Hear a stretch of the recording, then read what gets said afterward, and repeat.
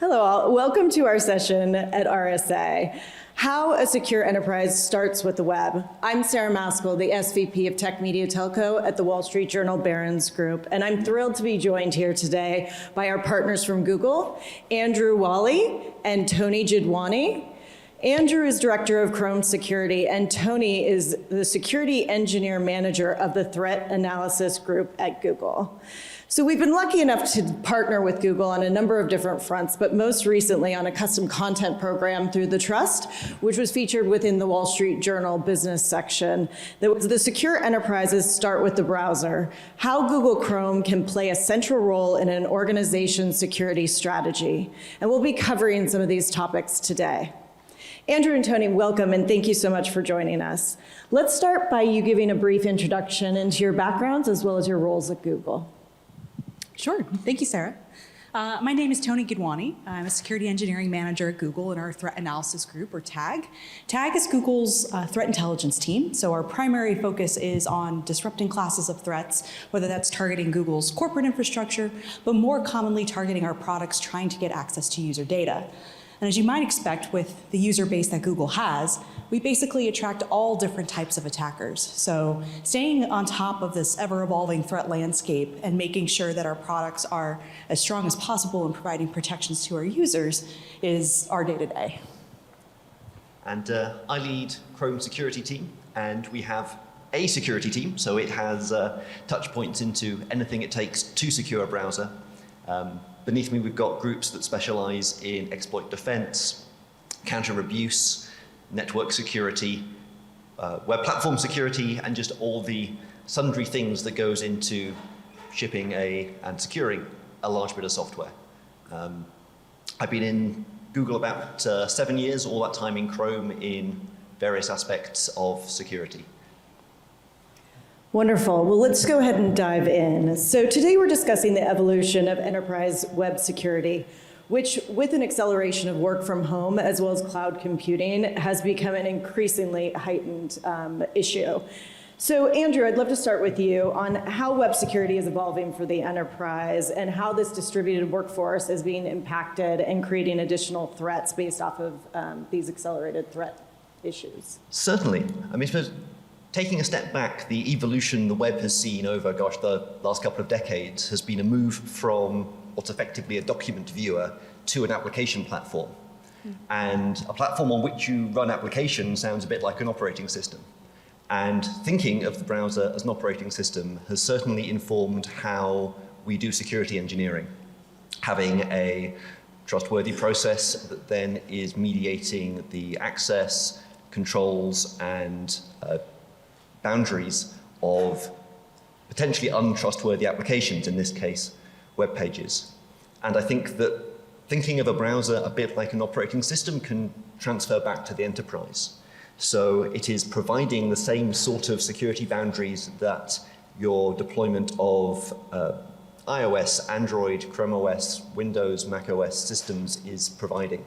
So while a security team would tend to be involved in those deployments, thinking of the browser as a sort of first-class security citizen is one way that has changed as the role of the browser in enterprise and indeed in our lives generally has changed. You mentioned the mobile workforce.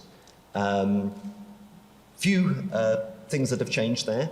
One is it's RSA, so I get to say zero trust unironically. That really has moved controls from what network you're on to what your endpoint looks like and where the traffic's coming from. And a lot of that traffic is coming from a browser. So thinking how browsers can provide signals to access controls at the edge of a network is something, again, that's been increasingly important. And also having a browser that itself can be managed irrespective of the platform on which it's running. And that can have a lot of applicability for, say, BYOD devices, where you might not have management of the endpoint, but you can have still management of the browser. There might be some situations where that could be useful. Wonderful. Tony, I'd love to hear a little bit more about the web security threats that are facing business operations as well as organizations today. How long is this panel? I mean, we can go. We can go. Let's play with it. Well, there's no shortage of the ways that the threat landscape is changing today. And for all those reasons that Andrew just talked about in terms of how the browser has evolved into, not just sort of your portal to the internet, but increasingly the central place that you're working out of for most of your business applications, which, if you're not careful, then potentially increases that exposure. It's one of the beauties of Chrome is that how it is designed from first principles to really mitigate your exposure to those threats. And that's everything from phishing attempts and social engineering to ransomware to an attacker coming from China maybe trying to steal your company's IP versus an enterprising, financially motivated type trying to hustle your finance team out of money, impersonating your CFO. All of these are things that a security team has to prevent from happening. Otherwise, it's a really bad, at least day, if not weekend. It always happens on a weekend. Always. And several weeks. Wonderful. Thank you, Tony. I really appreciate it. Andrew, I'm curious, can you talk a little bit more about how Chrome helps to protect the organization and allows for personalization as far as those protections? Certainly. So a lot of what it means to be a security practitioner is making a bunch of really difficult trade-offs. And that's something that my security engineering teams do a lot of, is how to trade off security for features, performance, even privacy. And there isn't really a one-size-fits-all solution. Both in the consumer space, where we have a lot of well thought through, and we actually have a usable security team to try and make sure that it's comprehensible, but security-related controls in Chrome settings. And likewise, the set of trade-offs that might be applicable to Chrome's billions of consumer users might not be applicable to an enterprise. So a few things there. One is that whilst we might be the experts in securing Chrome, we can't be the experts in securing Chrome in an enterprise deployment. That is going to be dependent on the tech stack in use, what the various risk factors are to that enterprise. So when we're thinking of how to add security-related enterprise controls, we're trying to think of what spectrum of options might be useful, how they can be really tailored to the environment in question. And this is actually both ways. For example, if you have a group of users, and these can be deployed at the OU level using either Active Directory or Chrome Browser Cloud Management. You might have a group of users who are, say, particularly security sensitive. Maybe they have access to highly confidential data, they're operating in a more interesting threat environment. Or conversely, you might have a group of people where really you are already perhaps providing them less access, they are or operating in a trusted environment. You can turn down some of these solutions. We also provide controls to sadly turn off some of our security functionality if it conflicts, say, with legacy applications. So if that's the case, make sure you raise a ticket with that legacy application to move forward and adopt the replacements the web platform usually has. Perfect. Tony, I'd love to hear some case studies or examples of how you've seen these web security measures really impact an organization. Oh, absolutely. So TAG is a team that plays a very key role in helping to secure Gmail. We pay a lot of attention to phishing. It's one of our sort of bread and butter use cases. And what we see consistently is that users who are using best practices, multi-factor authentication, a hard token security key, enhanced safe browsing, advanced protection program. These are features that Google offers, for free, are getting the best possible protection. And these, a lot of these inbound waves just bounce right off of those controls. And we work, very hard, both sort of behind the scenes to make sure that as much of that is diverted from the user potentially interacting with it as possible. But there's a huge difference in terms of how an organization can sort of reduce the threat landscape and their susceptibility to any number of these types of common attack vectors, really with these basic practices. And it's a real challenge, I think, for a lot of organizations, not necessarily from an engineering or a technical perspective, but from a cultural perspective. We as security types tend to be willing to accept more friction in the name of improved security. That's a hard sell for a lot of the other departments in any organization. And it's one of the things that I think that when I came to Google, I was so impressed on day one showing up for orientation that the moment they handed us our corporate device, they handed us a hard token security key. And every single employee has to use this. It's not optional, it's not confined just to the security team or users with the most sensitive access. Every single employee at Google has to use these to authenticate in every single day. And when you look at what that does for our enterprise defenders, it almost completely has eliminated the success of phishing attempts against Google employees for over a decade. I think we finally had one very creative attacker who paired their lore with an extensive social engineering campaign to get somebody to give up a two-factor code. And then all the other layers of defense kicked in to isolate and mitigate the impact of that. But when you look at this is not an unsolvable problem. We already have a lot of these tools today to make these enterprises a lot more defendable. But getting the buy-in and the commitment to change the way our users interact with our technology, that takes some time. Absolutely. And you mentioned the acronym TAG, which I love a good acronym, but that is the Threat Analysis Group, which you are part of. Can you talk a little bit more about the goals and objectives of that group? Oh, absolutely. I can do that all day. So TAG was founded at Google in the wake of Operation Aurora in 2010, which was when the Chinese government hacked Google trying to steal our intellectual property. And that was really the beginning of a revolution at Google in terms of how we looked at enterprise security. And so TAG was one of the elements that was created after that to have an in-house threat intel team that could stay on top of these serious attackers.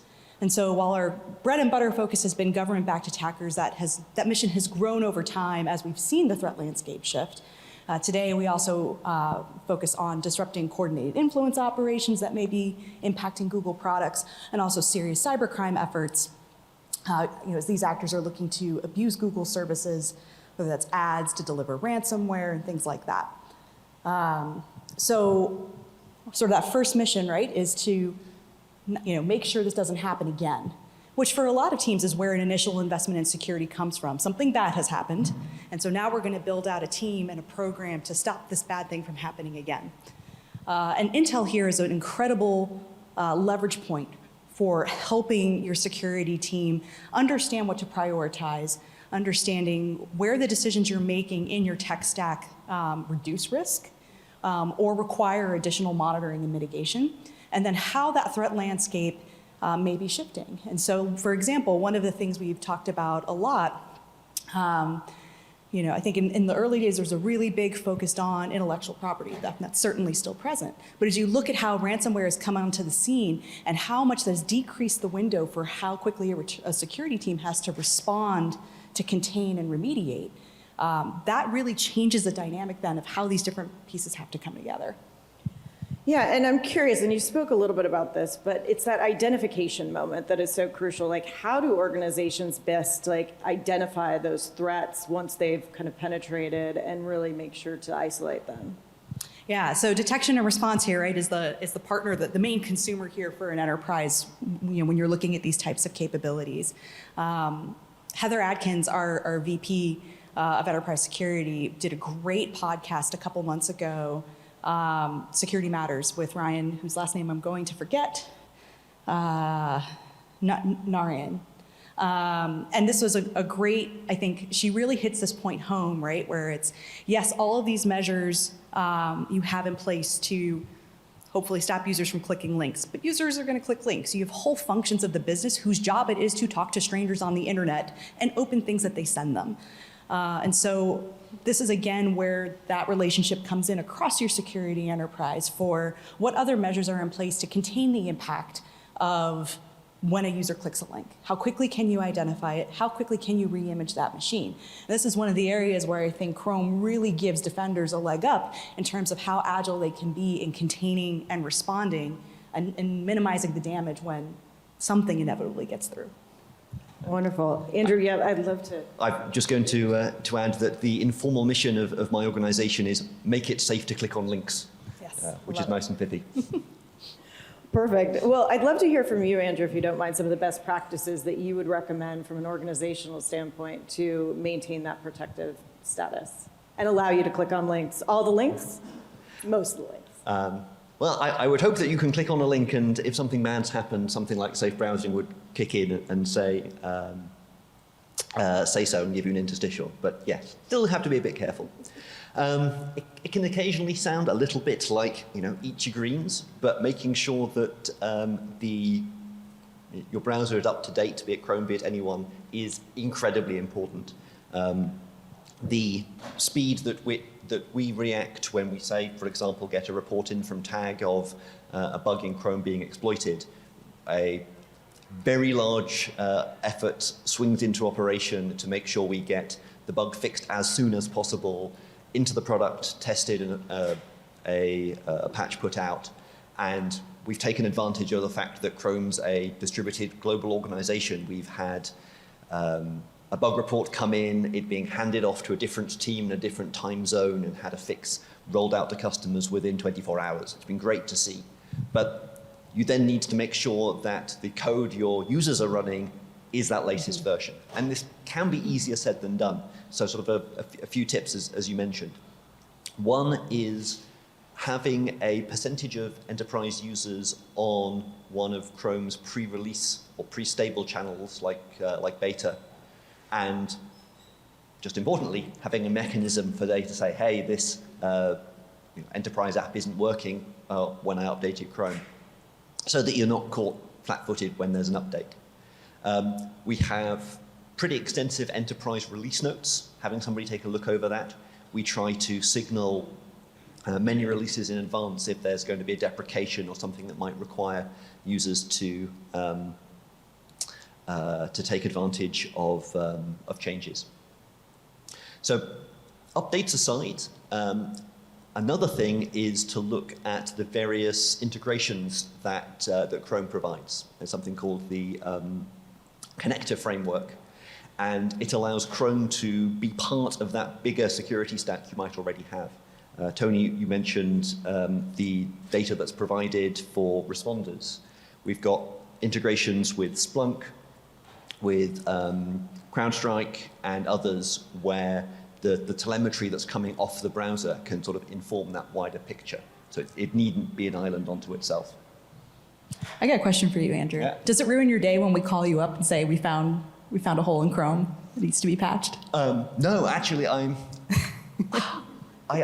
sadly quite like it, which might sound weird, but we know that there are bugs in any large software. It's just a fact of life. And when a security bug has been found, an exploit has been developed, it's been used against a target, and somehow that has been found, that is a huge amount of information we can learn from. And we do a post-mortem analysis, we do variant analysis, we use it to inform our investment in mitigations. And it would just be naive to think that if we don't hear about it, it's not happening. So any chance that we get to learn from those environments is great. So thank you, and try not to make it a weekend. Okay, we will. That's actually really happy to hear, because so many times, not within Google actually, but in other parts of the tech ecosystem, I just feel like we're constantly the bearer of bad news, calling to tell people that, sorry, this bad thing has happened and I have a whole bunch of work for you to go do to now fix it. So it's, I don't take it for granted that the partnerships that we've developed across Google, that we have teams that actually get excited for the problem to solve and what can be learned from it, and taking care of that promptly. Well, I know for one, I update my security across my Google Chrome browser regularly. So if you have any feedback from my tech team, please share that. But Andrew, I'd love to hear a little bit more about artificial intelligence and machine learning and the impact that that has on security as you're thinking about, as it looks today, but then also as it looks in the future.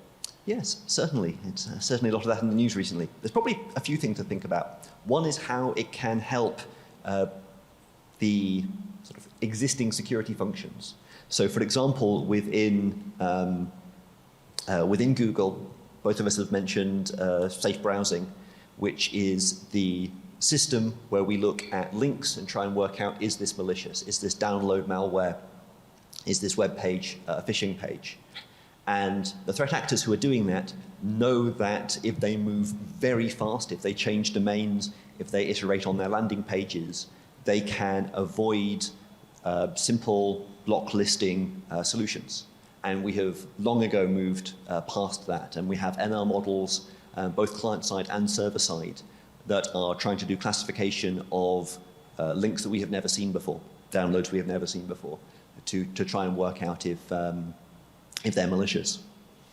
Then another area I'm particularly excited about on the back of sort of some of this week's announcements are, it's very difficult to be a security professional just because the amount you need to know, the amount of data you need to sift through. And Google Cloud Security AI Workbench is just... Nailed it. Yep. I was like, I know all these words, can I get them in the right order? That's effectively using generative AI to help a collection of Google products, VirusTotal, Mandiant, Canonical, that is effectively acting as a co-pilot to the analyst, and meaning that things they're already doing can be done faster, and perhaps allowing security-focused people in teams other than a dedicated hardcore security team to perform some of those functions. The sort of other aspect is, if you're deploying AI for a non-security purpose, how is that best done? And like any other complex enterprise deployment, one needs to think about access control, logging, what the data it's actually using, is that compartmentalized? And in fact, the product I just mentioned is built on Cloud's Vertex AI system that has all these controls built in. So you might have an AI use case in, say, a regulated industry, where we've got the controls to allow the security side of that to be taken care of, that really might not be the case for a more consumer focused AI system. Perfect. Thank you, Andrew. Tony, I'd love to hear a little bit more from you about how you think that, I mean, as we all know, ChatGPT has brought AI into the consumer realm and has really changed the narrative and the conversation around the capabilities of AI. What do you think that this kind of broader awareness of artificial intelligence and how it's going to impact the enterprises moving forward? Yeah, it's we're at the beginning of this story, right? And I think when we look at the threat space, we'll see, or we are already seeing, both attackers leverage surged interest in these capabilities as part of their phishing campaigns. Anything that is driving attention, whether that's the Russian invasion of Ukraine or what's happening with ChatGPT and generative AI models, which is so big right now in the business space, you're going to see that feed into these campaigns. And so that's already happening today. There's a lot of I think interesting debate happening around what else, how else could these things be used for ill by a class of actors who that's what they're there to do. And that's something that we're going to see, play out, although certainly not just as passive observers, right? I know one of the concerns is certainly about how this will allow, attackers to scale the same way we think about how we could use these capabilities to make our teams more effective.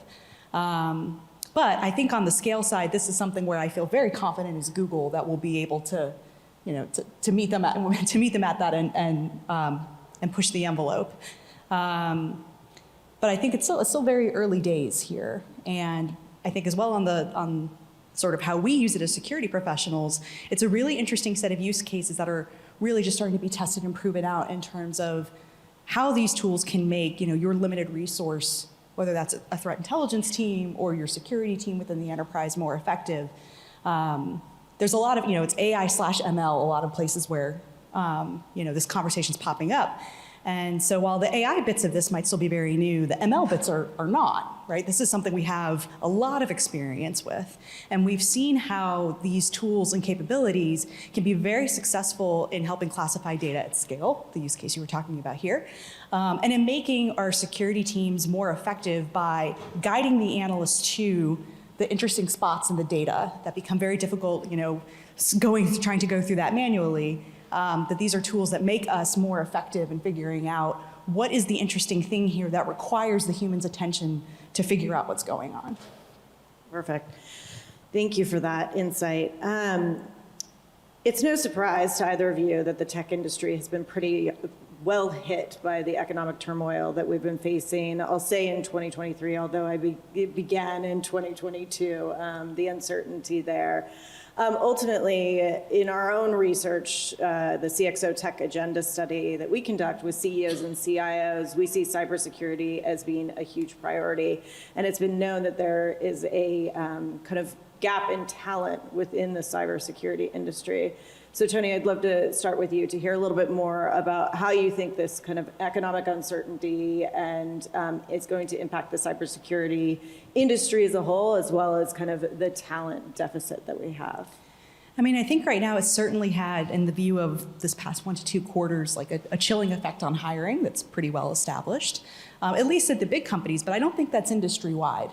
And I think that there are a lot of teams that are taking advantage of sort of some of these mismatches in different parts of the economy to help really bring on a lot of talent that in other times would have been hard to acquire. I think it's a great time to get into cybersecurity. There's so much demand for this skill set. And I also think when we look at it that although sometimes it might feel counterintuitive, being in an environment of scarcity is not a bad thing, right? Like scarcity breeds clarity and it breeds creativity. Because the way we would solve some of these problems, if given the option to go buy a new appliance or hire a new team, is very different than when those options aren't on the table. And it really kind of forces you to take a step back and look at how are we practicing our craft and where can we get better at this if adding a whole bunch of additional resources isn't really on the table right now. And I think that's something where cybersecurity practitioners tend to really excel because so much of doing this job is navigating and having to be creative on different parts of a tech stack where these products oftentimes don't work together well. Responding to a highly dynamic environment. So obviously I hope this gets better soon, but I do think that this is a space where the fundamentals are there and that this is going to be a temporary blip. Perfect. Andrew, we're going to have a moment of advice coming from you. What advice would you give to security professionals at this stage? Probably the old adage of have a diverse skill set, but I'll provide a specific example. We get as a security team a lot of guidance from the threat analysis group, from Project Zero, and similar organizations who are very much focused on attacker capability. And the ability to learn some of those attack skills is really valuable, I think, to any security practitioner.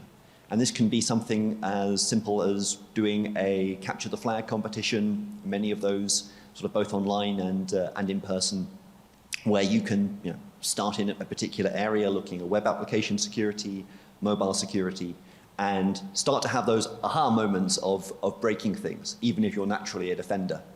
And likewise, if you're naturally a breaker, thinking about how those particular examples could be mitigated. Another really interesting thing to add to one's skill set is bug hunting, not just for capture the flags, but for real products. And looking at bug bounty programs, vulnerability rewards program. Google's got some really great ones. Sort of allows you to hone some of those skill sets, and in the case of vulnerability rewards programs, like actually get cash money at the end of it. Perfect. Thank you for that. I do want to mention that we are having Q&A, and so I'm heading into my last question, so please get your questions ready. We have mics in the middle. So I wanted to take kind of a future look at the industry. Obviously, there's new technologies and new threats that are popping up every day. And so as you kind of see the landscape today and the projections for continued threats and innovations in those threats, what do you see for tomorrow as far as enterprise security goes? Like, what is the outlook and any predictions there? Andrew, I'll start with you. I suppose maybe a bit counterintuitively, I would hope that enterprises can care less about security. We're still very early as a software industry in being able to really nail the basics. Like, you don't have a large enterprise with scores of dedicated automotive security teams. You just sort of assume that your fleet of cars isn't going to spontaneously blow up. Maybe that was a bad example. So likewise, if there are security threats that are common across the entire industry, I would love for those to be tackled as an industry and not something that each individual enterprise has to worry about, and really allow the security teams in enterprises to focus on the security threats specific to that enterprise. Are you operating in an increased threat environment that you're the expert on? Do you operate factories or other control systems that, again, require some bespoke knowledge to really secure, and take a lot of that bread and butter and allow expert teams in companies like Google to be those experts so you don't have to be. Perfect. Thank you, Andrew. Tony, I'd love to hear from you as well as what your future outlook looks like. Well, I got to say, as an Intel analyst, I think I've got pretty good job security. There's going to be lots of threats. They're not going away. But I think that, for this audience, it's less about trying to, go through whiplash as an organization, trying to anticipate that, and more about thinking through how, your tech stack should be a force multiplier. And so before I came to Google, this was over 5 years ago, I participated in a training session for high-risk users, so journalists, civil society activists, doing this work in places where it's dangerous to do that. And we were in a hotel ballroom that was this weirdly formal space for a small group that knew each other pretty well. And the facilitator, she came out of an NGO working with these types of audiences regularly. And she said something that has stuck with me over 5 years later, which was, make it Google's problem. Don't download that attachment and then have to figure out if it's malware. Put it in Drive, make Google scan it, and let them tell you that it's safe, and take that burden off of your shoulders. These companies have teams and resources that outpace what you as an individual have and have the appetite for, so that you can focus on what you need to do. And it's something that stuck with me years later, because I think it really represents sort of both the challenge and the opportunity of the work that we're doing here in terms of making these systems safer for everyone and taking as much of that load off of the individual user, the enterprise security team, as possible. And so I think that dovetails very nicely with what Andrew was saying. But it's something that actually still feels very, very vivid and personal, I think, when we look at how we approach this problem and do this work. Perfect. Thank you both so much. I'm going to go ahead and open it up to questions.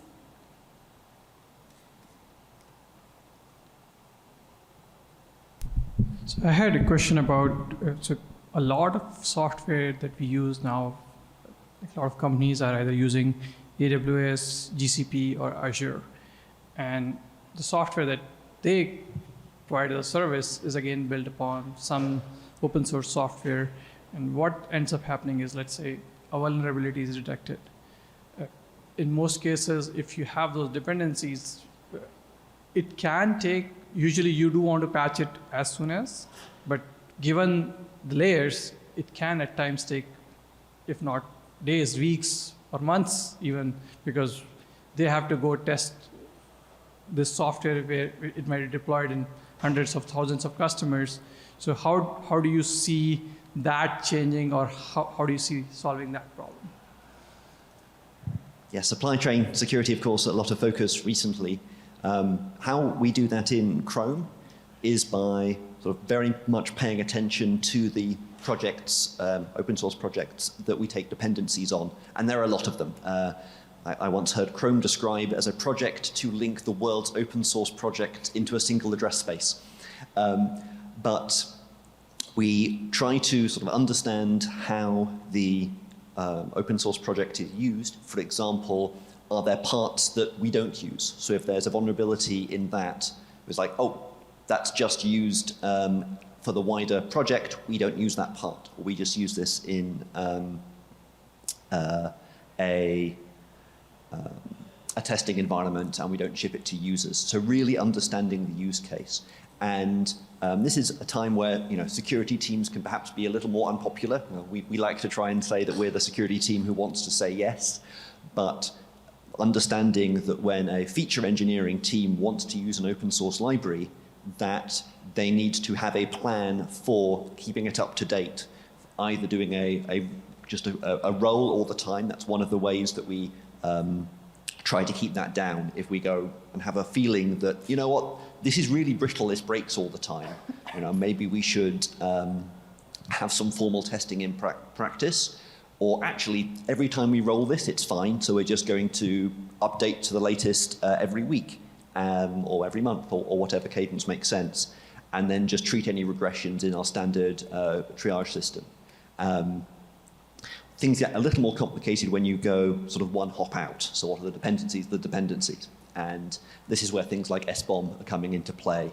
And I'm looking forward to the tooling around that so they can be sensibly consumed. But no, it's a very good question. Thank you. Perfect. Thank you. Any other questions? Just a question on kind of the Silicon Valley Bank collapse and how you saw that moment as a time for unsavory characters coming in and phishing, and obviously there were some cyber attack moments around that too. How do you guys at Google think about these kind of moments in time, or how do you educate your enterprise clients to also think about these?